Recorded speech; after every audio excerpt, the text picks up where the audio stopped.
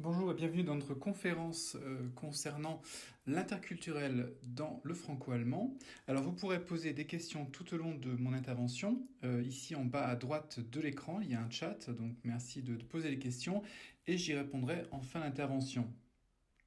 La question principale, c'est comment réussir dans une entreprise allemande et aussi comment réussir sa prise de poste. Nous allons parler des formes à respecter quand on arrive dans une nouvelle entreprise. Et au final, comment gagner la confiance de ses collègues dans les premiers jours de votre prise de poste. Alors mettons que ce soit votre premier jour dans l'entreprise, vous ne connaissez personne, et en plus vous êtes français ou française dans une entreprise allemande, donc vous appréhendez peut-être un petit peu, il y a un stress du démarrage. Alors comment faire bonne impression là? La première impression, comme on dit, elle compte toujours. Alors première impression, première chose, pour faire bonne impression, il faut d'abord s'intéresser aux autres. Donc ça veut dire qu'il faut aller à la rencontre de vos nouveaux collègues, montrer un intérêt pour ceux-ci, aller à la rencontre de l'entreprise donc. Il faut que vous ayez une posture de curiosité dans une juste mesure. C'est-à-dire s'intéresser aux autres, avoir envie de les découvrir. Donc là, vous allez déjà marquer des premiers points, je dirais. Alors, est-ce qu'il y a aussi des faux pas à éviter les premiers jours? Alors, on pense en stéréotype par rapport au déjeuner. Est-ce qu'il y a d'autres éléments auxquels il faut faire attention? Alors tout d'abord pour le déjeuner, ce que je vous propose, c'est lorsque vous débarquez comme ça dans une entreprise pour le déjeuner, donc de demander, de proposer à vos collègues si vous pouvez les accompagner.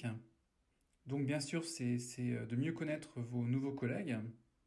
Essayez également de varier les personnes, de ne pas sortir toujours avec les mêmes personnes pour prendre un déjeuner. Alors faites quand même profil bas, intéressez-vous quand même à celle-ci.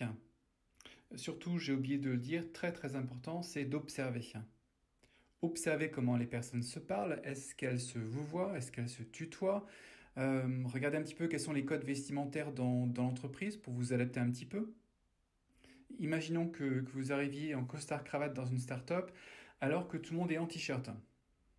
Bon, c'est vrai que j'exagère un petit peu, a priori, c'est pas ce que vous allez faire.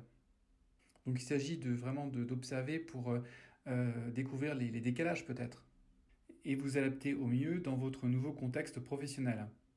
Alors, autre point, est-ce que les entreprises allemandes organisent des processus d'intégration? Est-ce que ça se fait de quelle façon? Est-ce qu'il faut s'attendre d'être présenté ou est-ce qu'il faut aller de l'avant soi-même? Donc, quel est le processus de onboarding? Donc, la plupart des entreprises allemandes ou entreprises internationales ont un processus de onboarding. Donc, il peut s'agir d'une formation d'une journée ou d'une semaine ou plus qui va vous être soumise. Donc c'est un parcours d'intégration qui est prévu en général en fonction de l'activité de l'entreprise et des différents interlocuteurs. Dans les grands groupes, il peut exister aussi des journées d'intégration quand il y a beaucoup d'embauchés. C'est toujours quelque chose qui est très apprécié et qui fonctionne très bien.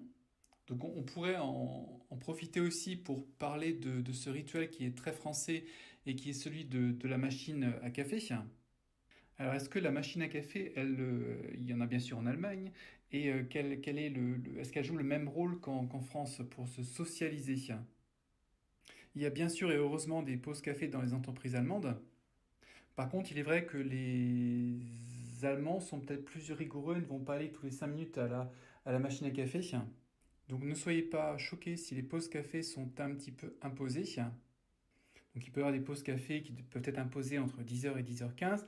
Il se peut qu'il y ait moins de souplesse que dans les entreprises françaises. Mais bon, attention encore une fois de ne pas tomber dans les stéréotypes, ça dépend vraiment de la culture entreprise. Alors il y a aussi d'autres éléments peut-être qui peuvent se différencier par rapport à la France. Par exemple, l'afterwork, qui est très connu dans les pays anglo-saxons. Est-ce que c'est vraiment pratiqué aussi en Allemagne après le travail?